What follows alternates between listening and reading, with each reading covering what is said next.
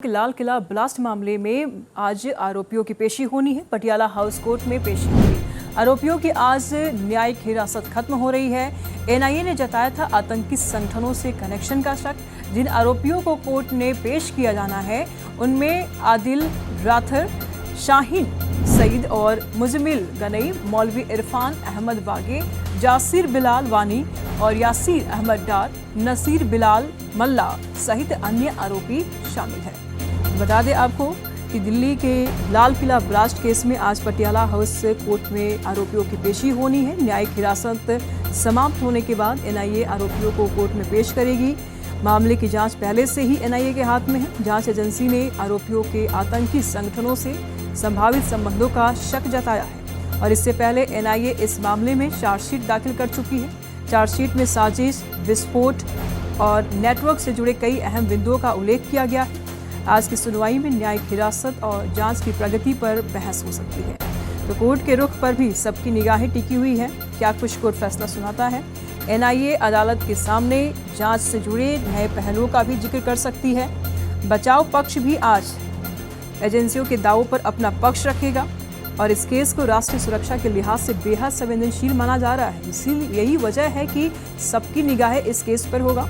Patiala house court की कार्यवाही से इस हाई प्रोफाइल मामले में आगे की दिशा भी तय हो सकती है। सबकी निगाहें आज पटियाला हाई कोर्ट में उसके निर्देश, उसके फैसले पर। बता दें आपको कि एनआईए ने आतंकी संगठनों से कनेक्शन का जिक्र किया था, शक जताया था। अब देखने वाली बात होती है कि एनआईए क्या सबूतों को आज पेश कर पाएगी, कोर्ट में क्या दस्तावेजों को पेश कर पाएगी, क्योंकि एनआईए ने जिन आरोपियों के आतंकी संगठनों से संबंधों का जिक्र किया है, तो क्या आज की सुनवाई में एजेंसी इनके समर्थन में कोई नया दस्तावेज या सबूत को कोर्ट में पेश कर पाएगी। इस पर निगाहें रहेंगी सबकी, क्योंकि चार्जशीट पहले से ही दाखिल हो चुकी है। तो आज की पेशी में अदालत किन किन पहलुओं पर फैसला देता है, क्या कुछ निर्देश देता है, इस पर भी निगाहें होंगी कि क्या कुछ कोर्ट फैसला सुनाती है। तमाम जानकारी के लिए हमारे सहयोगी गोपाल कृष्ण इस वक्त हमारे साथ बने हुए हैं। गोपाल से जान लेते हैं। गोपाल, पहले से ही ये मामला एनआईए के पास में है, पहले से ही चार्जशीट दाखिल की जा चुकी है, तो क्या कोर्ट के सामने, जैसे कि एनआईए ने कहा कि इनकी आतंकी संगठनों से भी कनेक्शन है, कोई दस्तावेज पेश कर पाएगी एनआईए, कोई सबूत दे पाएगी कोर्ट में?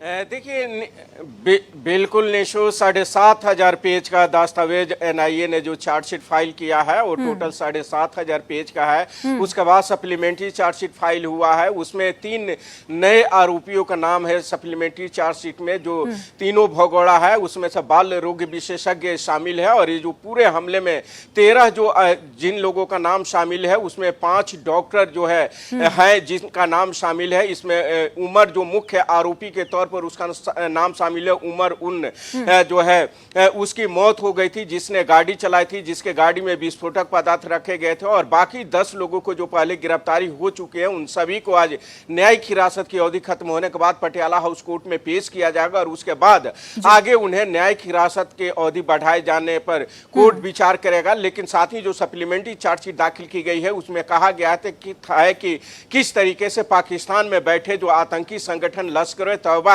उसका जो यहाँ पर संगठन है वो काम कर रहा है, और कैसे उमर उन नबी को 3 लाख रुपया कैश दिया गया था, कैसे यहाँ पर हथियार और विस्फोटक जो है वो दिया गया था। और साथ ही यह भी अल-फलाह यूनिवर्सिटी में जो ये असिस्टेंट प्रोफेसर के तौर पर काम करता था, वहाँ पर किस तरीके से जो है साजिश रची जा रही थी। उसके बाद फरीदाबाद के एक किराए के मकान में किस तरीके से विस्फोटक रखा गया था। इन तमाम चीज़ों का खुलासा एनआईए ने अपनी सप्लीमेंट्री चार्जशीट में किया है। और ऐसे में गोपाल, सवाल ये भी उठता है कि देखिए, लगातार आरोप तो लगे ही रहे हैं और ये बड़ा ब्लास्ट था, सबकी निगाहें पटियाला कोर्ट की सुनवाई पर रहेंगी, लेकिन इस बीच सवाल ये भी उठता है क्या बचाव पक्ष किन किन तर्कों को रख सकता है इन आरोपियों के बचाव में, और क्या कुछ इनकी कोर्ट में रणनीति रहेगी, क्योंकि सबूत और तैयारियां एनआईए की तरफ से बहुत है। बचाव पक्ष के क्या कुछ तर्क रह सकते हैं? देखिए निशु, चूंकि इस मामले में सप्लीमेंट्री चार्जशीट दाखिल हो गई है और सप्लीमेंट्री चार्जशीट पर संज्ञान लेने को लेकर के सुनवाई होनी है, उस दौरान जो आतंकी हैं उनके तरफ से यह कहा जा सकता है कि उनके खिलाफ पुख्ता सबूत एनआईए के पास नहीं है। एनआईए ने शक के बिना आप इन्हें गिरफ्तार किया है, जबकि एनआईए का दावा है कि जो आतंकी गिरफ्तार हुए हैं उनके पूछताछ के आधार पर तमाम चीजें, विस्फोटक पदार्थ, AK-47 सहित अन्य चीजें बरामद की गई है और छापेमारी के दौरान कई अहम दस्तावेज हाथ लगे हैं, जिन आधार पर यह साबित होता है कि लाल किला ब्लास्ट में इन लोगों का हाथ था और इन लोगों ने एक बड़ी साजिश के तहत इसको अंजाम दिया था, जिसमें 11 लोगों की मौत हो गई थी। जी, नजर बनाए रखिएगा कृष्ण, लगातार हम आपसे जानकारी लेते रहेंगे। फिलहाल बहुत बहुत शुक्रिया तमाम जानकारियों के लिए।